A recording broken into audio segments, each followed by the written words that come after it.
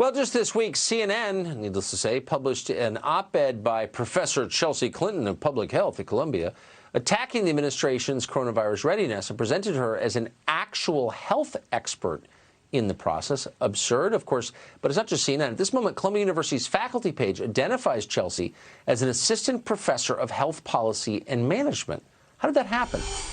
Johnny Burtka is executive director of the American Conservative. We're always happy to have him on the show. Johnny, thanks so much for coming on. So what does this tell us about the state of American society? I thought she was a hedge fund manager and then a documentary filmmaker, and then she was a network news correspondent. And then who is this woman, and why does she keep getting promoted?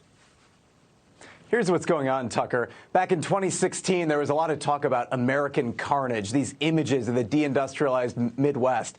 But what was really going on that's a lot harder to see is the American carnage of a corrupt ruling class that seeks to hide their sins behind prestigious jobs at foundations, by paying lip service to identity politics, and by writing op-eds at places like CNN on topics that they know nothing about.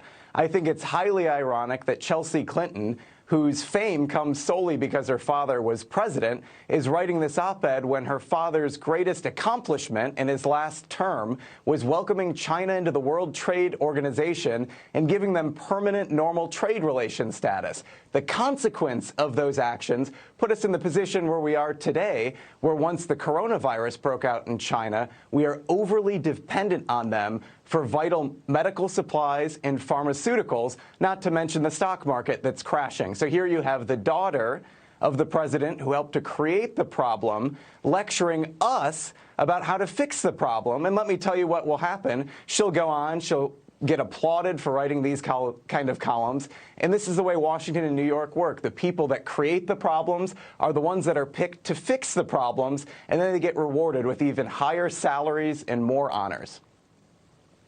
That is such a smart point. And very quickly, there's something wrong with our system if Chelsea Clinton is the product of our so-called meritocracy, isn't there? That's right. We need a new elite in this country, and it's going to take 30 years to build it, but that's the task that's before us. It is the task that's before us. And by the way, I doubt she even read this op-ed. Someone wrote it for her, obviously, but you should read her Twitter feed, which I think she writes. That's really a window into excellence in the ruling class. It's illiterate. Johnny, great to see you tonight, and thank you for that. Really smart. Thanks, Tucker.